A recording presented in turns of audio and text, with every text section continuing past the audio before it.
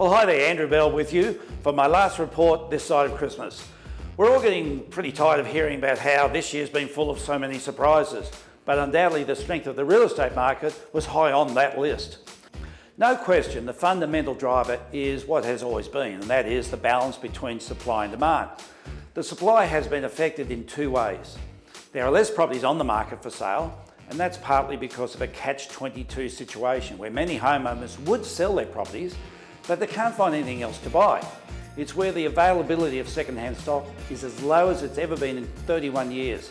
And until more properties come on the market for sale, existing owners will not have something else to buy in order to sell their own properties.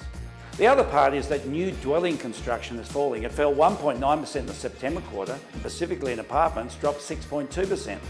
The latest quarterly construction numbers show that we are running around a 6-year low in construction, which means the buyers in the marketplace have less choice of brand new properties, forcing more people back into the second-hand market. In my 31-year experience as the largest real estate agency on the Gold Coast, I can safely say that this is the least amount of property ever on the market at any one time in that whole period. Yet on the other side of the coin, we see that real estate in general has been boosted by a significant rise in consumer confidence. That's on a 10-year high. It surged the past 4 consecutive months, and in the September-October month alone, there was an 18% increase. The confidence in the market has come about from a degree of relief that things haven't turned out as bad as first forecast, but also because of an enormous amount of government and other stimulation of our economy through lower interest rates, an increase in the first home buyers grant, and so on. We're also seeing this repositioning of various marketplaces within Australia, and we are all aware that COVID-19 has awakened people to the fact that they don't necessarily need to be glued to their office desk and can actually work remotely. This has created a greater sense of freedom. No question, people have been concerned about the future pandemics, and others have been concerned about the cost of living in big cities. And they've all now realised that they can live elsewhere and still maintain their jobs. This has seen a surge in buying activity throughout regional areas of Australia, but none greater than the interest in the Gold Coast. To give you some concept of the size of that surge in the real estate activity, REIWA generally writes somewhere between the high $4 billion per month to the early $5 billion per month. Anything with a 5 in front of it is a really strong month.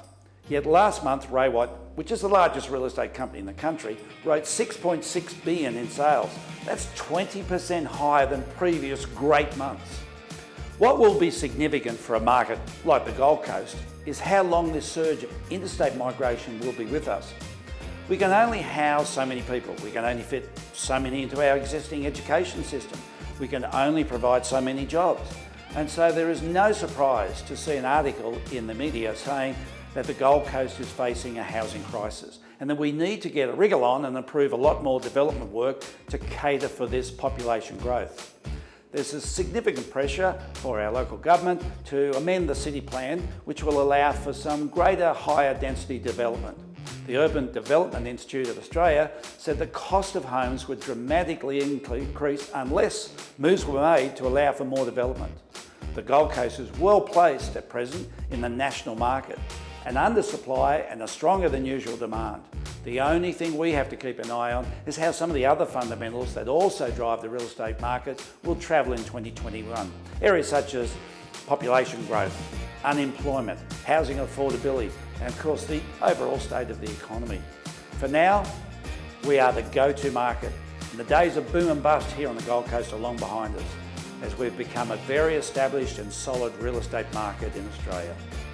We're very excited to welcome over 100 plus properties to the Event 2021 program. We're so pleased to be able to offer this large group of new properties to the marketplace at a time when there's so much demand. Our first open homes start on Saturday the 2nd of January, and we invite any inquiries prior to that day, and we'll do all we can to assist you.